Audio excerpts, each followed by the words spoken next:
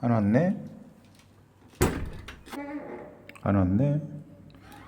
아침부터 온다 그러더니 또 안 왔네.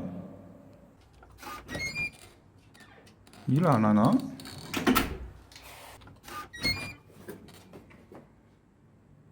안 왔네.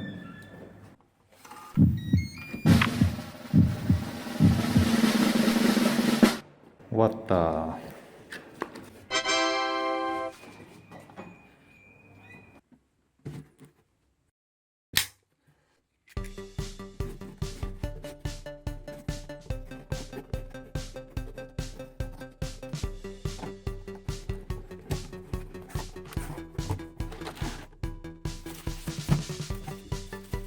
아이폰 12 프로 맥스 그리고 용량은 128기가를 선택했습니다.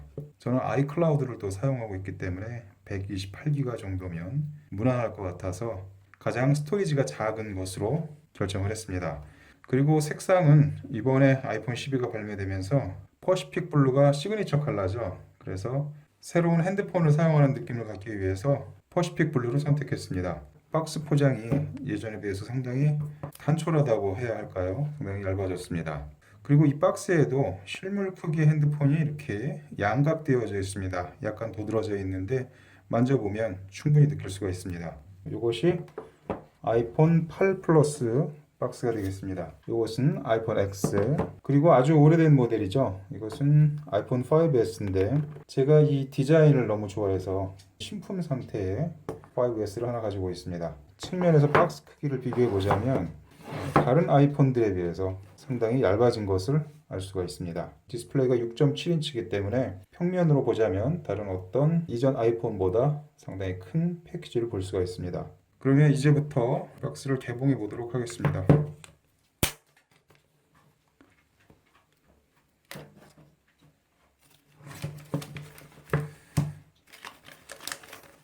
겉포장에 보면 이렇게 이쪽은 위쪽이라고 할 수가 있겠고 이쪽은 아래쪽으로 보입니다. 박스를 열어보지 않더라도 안에 내용물의 위치를 파악할 수가 있습니다.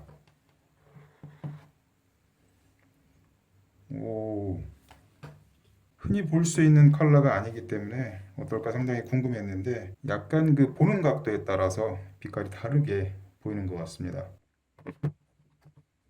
그리고 한번 들어보니까 다들 무게가 무겁다고는 하지만 예전에 제가 이런 사이즈의 핸드폰들을 여러 차례 사용해 봤기 때문에 저에게는 그다지 큰 부담으로 느껴지지는 않습니다. 이 옆면이 스테인리스로 처리가 되어 있는데 이쪽은 유광이 되겠고 뒷면은 무광입니다. 나머지 구성품을 보자면 흔하게 볼 수 있는 USB-C 타입의 케이블이 있고 스티커나 간단한 사용 안내 정도가 들어있는 것 같습니다. 그리고 이번에 환경을 생각해서 충전기가 빠졌다고 얘기를 하는데 그렇다면 이 USB-C 타입의 케이블만 가지고 충전을 할 수 없기 때문에 어차피 충전기를 따로 구매를 해야 합니다. 차라리 그냥 넘어가면 좋은데 굳이 환경까지 끄집어내서 옹색한 변명을 할 필요가 없지 않았나 그런 생각이 듭니다. 그리고 충전기가 15W냐 25W냐 또는 그 이상 예전에는 물론 5W짜리 충전기가 같이 들어 있었습니다만은 그런 것들은 저같이 잘 때 충전기에 꽂아놓고 아침에 뽑아서 하루에 한 번 정도만 충전을 하는 사람에게는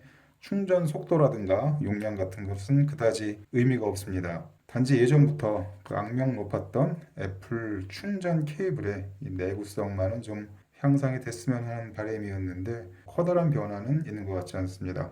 매번 발매될 때마다 코스메틱 이슈가 있었습니다. 약간의 흠집이 있다든가 또는 만듦새에서 하자나 오류가 있는 것으로 유명한데 이번에 제가 받은 핸드폰은 그러한 문제점은 발견되지 않은 것 같습니다. 어차피 앞면은 검은색의 액정이기 때문에 어떠한 브랜드의 어떠한 핸드폰이든지 디자인 면에서 차이를 느낄 수는 거의 없는 것 같습니다. 이제 점차 뒷면의 색깔이라든가 모양새 그리고 카메라의 위치나 형태 같은 것으로 차별을 하려고 하는데 그러한 트렌드에 따라서 이번 아이폰도 이렇게 엎드려 있는 상태로 뒤집어서 포장이 되어 있었습니다. 그리고 뚜껑을 보면 이렇게 카메라 부분만 쏙 들어가 있는 것을 확인할 수가 있습니다. 최근 들어서 이 스마트폰 업체들이 경쟁적으로 디스플레이를 키우는 추세인데 가로 세로 비율이 같은 비율로 늘어나는 것이 아니라 가로가 늘어나는 비율보다 세로가 늘어나는 비율이 더 크다고 할 수가 있습니다.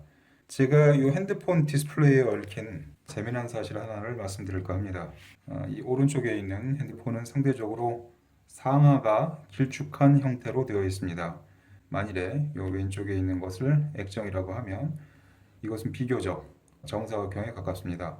그런데 스마트폰의 디스플레이 크기를 표현하는 것은 이 대각선의 길이를 가지고 그 크기를 나타내기 때문에 거기에 일반인들이 미처 생각하지 못하는 부분이 하나 숨어 있습니다. 제가 숫자를 가지고 설명을 드리도록 하겠습니다. 밑면이 1이라고 하고 높이를 루트 3이라고 하게 되면 이 대각선의 길이는 루트 4가 될 것입니다. 그에 반해서 이렇게 정사각형 모양의 디스플레이를 가정을 한다면 밑면이 루트 2 그리고 높이가 루트 2라고 할 때 역시 마찬가지로 대각선의 길이가 루트 4가 될 것입니다. 따라서 수학적으로 보자면 이러한 길쭉한 1, 루트 3, 루트 4 이러한 형태의 디스플레이의 크기도 루트 4가 될 테고 그리고 이렇게 정사각형 모양의 루트 2, 루트 2, 루트 4인 디스플레이 역시 크기가 루트 4가 될 것입니다. 그런데 면적을 계산해 보게 되면 면적은 밑변 곱하기 높이이기 때문에 1 곱하기 루트 3이라고 하면 이 전체의 면적은 루트 3입니다. 반면에 이렇게 정사각형처럼 생긴 것은 루트 2 곱하기 루트 2이기 때문에 이 전체 면적은 루트 4가 됩니다. 루트 3 대 루트 4인 것이죠. 같은 크기의 디스플레이로 표현이 되지만 이렇게 긴 형태로 상하 길이가 길어진다면 전체 면적은 오히려 정사각형 모양의 디스플레이에 비해서 줄어들 수가 있습니다. 따라서 이렇게 정사각형 모양의 디스플레이를 저희는 더 커졌습니다 라고 광고를 하면서 상하로 늘리고 폭을 줄인다면 물론 이 대각선의 크기로 표현되는 디스플레이 크기는 커질 수가 있겠지만 디스플레이의 전체 면적은 줄어드는 결과를 낳을 수도 있습니다. 그렇게 되면 생산 단가도 줄 테고 여러 가지 부수적인 비용이 절약이 될 것입니다. 하지만 이 스마트폰 메이커는 디스플레이를 더 크게 제조를 했습니다 라고 다음 버전에서는 더 비싼 가격을 책정을 할 것입니다. 하지만 대부분의 소비자들은 이 디스플레이의 면적에 관한 개념을 그다지 염두에 두지 않기 때문에 메이커가 주장하는 대각선의 크기인 디스플레이의 크기가 커졌다라고 하면서 기꺼이 더 많은 비용을 부담하는 결과를 낳을 수도 있습니다. 이렇게 제가 거의 2년 만에 새로운 핸드폰을 장만을 했습니다. 예전에는 통화만 하고 간단한 웹 검색 정도 그 정도 용도로 핸드폰을 사용했다면 요즘 세대들은 이것이 신용카드도 될 수 있고 그리고 가장 소중한 순간을 담는 기기가 될 수도 있고 최근에 감염병 사태로 인해서 외부와 상대적으로 좀 단절된 생활 패턴으로 전환을 하다 보니까 이 핸드폰을 통해서 소통하는 그러한 경우가 많습니다. 그래서 어쩌면 우선순위가 과거에는 뒷순위였던 것이 최근에는 우리 생활에 맨 앞에 놓이는 그러한 결과를 낳지 않았나 그렇게 생각이 됩니다.